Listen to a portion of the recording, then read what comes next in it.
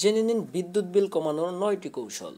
Number 1, mobile charger থেকে খোলার পর অবশ্যই সুইচ বন্ধ করুন, অন্যথায় চার্জারের অ্যাডাপ্টার অ্যাক্টিভ হওয়াতে মোবাইল চার্জ দেওয়ার সমপরিমাণ বিদ্যুৎ খরচ হয়।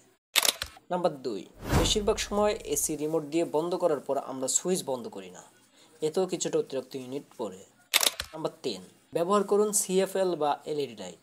এসব লাইটের আলোয় ফিলামেন্টের তুলনায় সার্কিট হওয়ায় বিদ্যুতের খরচও অনেক কম হয়।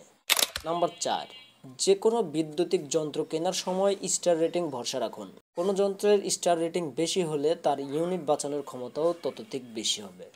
নাম্বার 5, পুরনো তার ব্যবহার থেকে বিরত থাকুন এবং পুরনো যন্ত্র ব্যবহারে বিদ্যুৎ বিল বাড়ে, তাই 10-15 বছরের বেশি পুরনো যন্ত্র এবং তার ব্যবহার না করে অত্যাধুনিক যন্ত্র ব্যবহার করুন। নাম্বার 6, ঘন ঘন এসি চালু ও বন্ধ করবেন না, চালিয়ে কিছুক্ষণ পর বন্ধ করাই নিয়ম, কেননা যখন স্টার্টিং হয় তখন একটু লোড বেশি যায়। নাম্বার 7, রোদে পড়ে এমন জায়গায় এসির আউটলেট রাখবেন না। অনেকে মাথার উপরে একটি শেড করে দেন, এটিও ভুল ধারণা। এসির মেশিন রোদ বৃষ্টির হাত থেকে বাঁচাতে ঢেকে রাখলে তাতে মেশিন খারাপ হয় তাড়াতাড়ি এবং এতে বিদ্যুৎ বিল বাড়ে। নাম্বার 8, এসির তাপমাত্রা 24 ডিগ্রির নিচে নামাবেন না, তাতে বেশি ইউনিট খরচ হয়।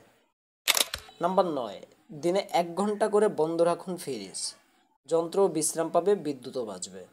এবং এইসব নিয়ম করে সব যন্ত্রই সার্ভিসিং করান সময় মতো, এতে যন্ত্র ভালো থাকে ও বিদ্যুৎ কম টানে।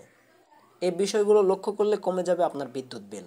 ভালো লাগলে আপনার বন্ধুদের সাথে শেয়ার করুন। আমাদের আমিন টিভির কাজ হলো ব্যবসায়িক আইডিয়া ও পাইকারি পণ্যের সন্ধান দেওয়ার জন্য, এবং মাঝে মাঝেই এরকম ইন্টারেস্টিং ভিডিও আপনাদের সামনে তুলে ধরব। সেই পর্যন্ত সবাই নতুন ভিডিওর অপেক্ষায় আমিন টিভির সাথেই থাকুন। ধন্যবাদ।